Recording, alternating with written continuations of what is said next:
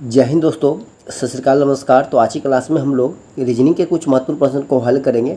तो आप लोग हमारे साथ शुरू से अंत तक बने रहिएगा और इन सारे प्रश्नों को अच्छी तरह से समझने का प्रयास कीजिएगा। तो चलिए आप लोग एडजस्ट बनाते हुए क्लास को स्टार्ट करते हैं। तो देखिए आप लोग का सबसे पहला प्रश्न कहता है क्या, तो सबसे पहला प्रश्न कहता है क्या कि युग्म चुने जिनकी संख्याएँ दी गई युग्म की भांति आपस में संबंधित हो। कहता है कि जिस प्रकार से 19 जो है 361 से संबंधित है, उसी प्रकार 4 ऑप्शन में कौन संबंधित होगा। अब आपको ये दिमाग ये लगाना है कि 19 जो है 361 से कैसे संबंधित है।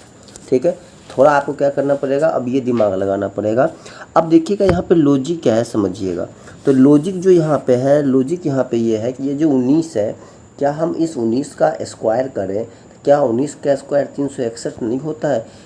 इसका मतलब हम ये बोल सकते हैं कि जो पहली संख्या है, अगर मैं उसका स्क्वायर करूँ तो मेरी दूसरी संख्या प्राप्त हो जा रही है। तो उसी प्रकार चार ऑप्शन में कोई सी संख्या होगा जिसका पहला का स्क्वायर क्या होगा, दूसरा होगा। अब देखिए पहला जो हमारा क्या है 13, दूसरा क्या है यहाँ पे 169। तो आपको पता है कि 13 का स्क्वायर कितना होता है, तो 169 होता है। चलिए ये तो लिखा हुआ है, ठीक है। देखते हैं और कोई ऑप्शन तो नहीं है। 15 का स्क्वायर 225 होता है, ये है नहीं। 12 का स्क्वायर 144, 9 का स्क्वायर 81, ये भी नहीं है। तो मतलब लॉजिक मेरा यही है, इसीलिए आपका ऑप्शन ए यहाँ पे क्या हो जाएगा, करेक्ट आंसर हो जाएगा। क्यों? क्योंकि 19 का स्क्वायर करके ये लिखा हुआ, उसी प्रकार 13 से स्क्वायर करके 169 लिखा हुआ। ठीक है, सेम लॉजिक, आपको लॉजिक सेम ढूंढना है।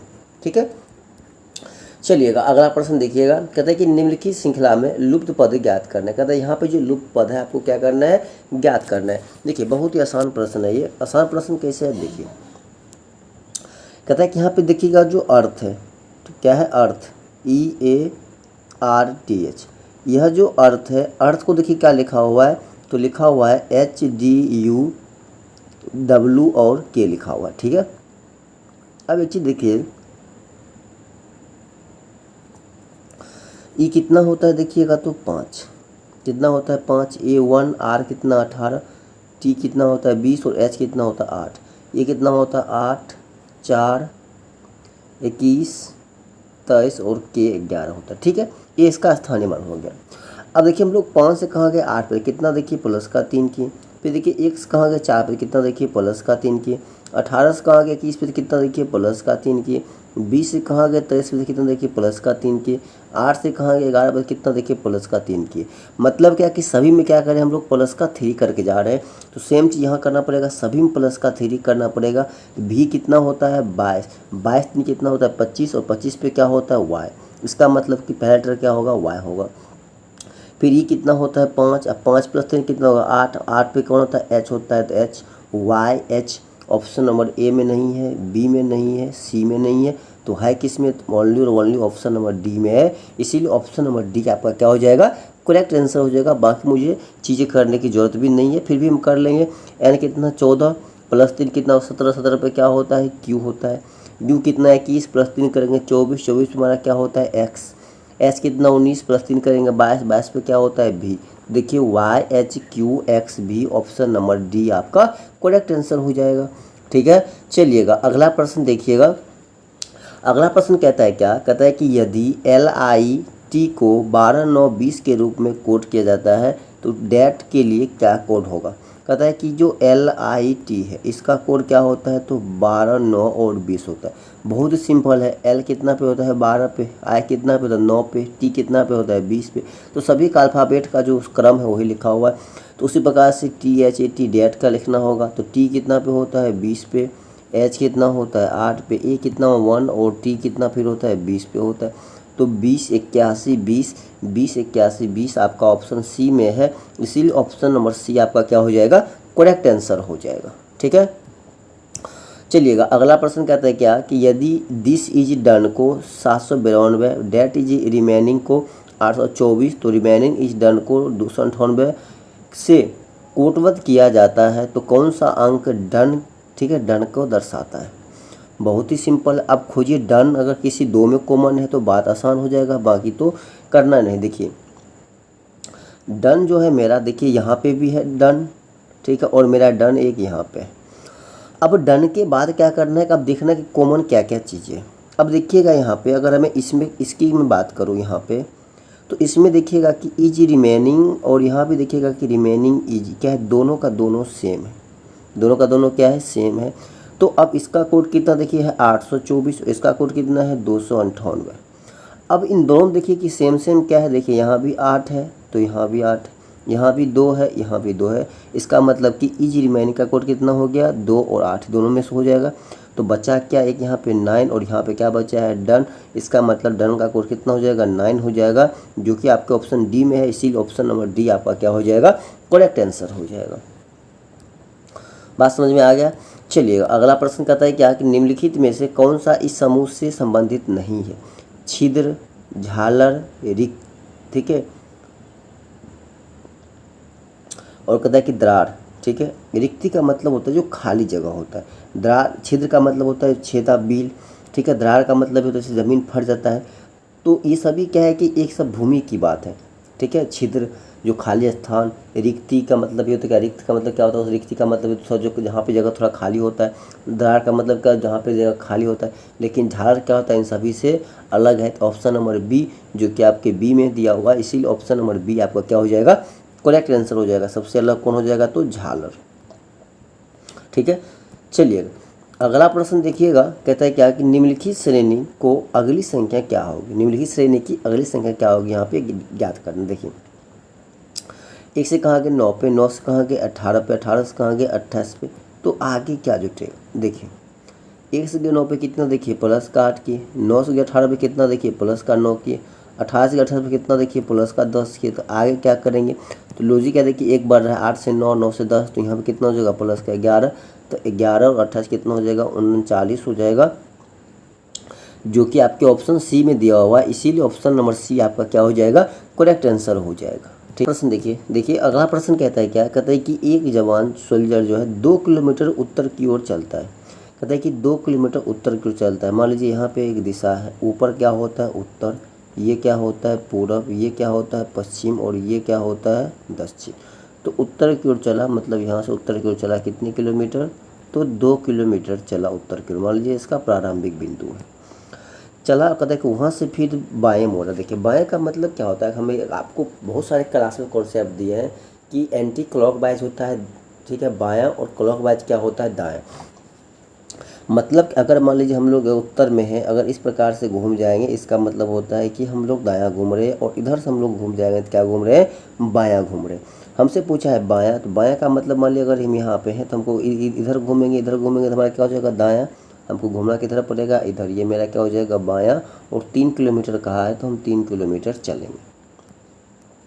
फिर कहता है कि वह बायां मुड़ता है। फिर अगर वह बायां मुड़ता है, अगर मान लीजिए हम किस दिशा में, पश्चिम दिशा में है, तो अगर हम ऊपर चलेंगे, तो फिर कहाँ चलेंगे हम लोग, बायां, ठीक है, दायां चलेंगे। तो हमको कहाँ चलना पड़ेगा, नीचे। और नीचे चल रहा है और लगातार क्या कर रहा है, वो चल रहा है। तो अब वह किस दिशा में चल रहा है, तो सिंपल सी बात है, अभी वो किस दिशा में चल रहा है, तो अभी जो वह चल रहा है किस में चल रहा है, दक्षिण में चल रहा है। किधर चल रहा है, वह दक्षिण में चल रहा है, ठीक है। तो आपका ऑप्शन यहाँ पे ए क्या हो जाएगा, करेक्ट आंसर हो जाएगा दक्षिण।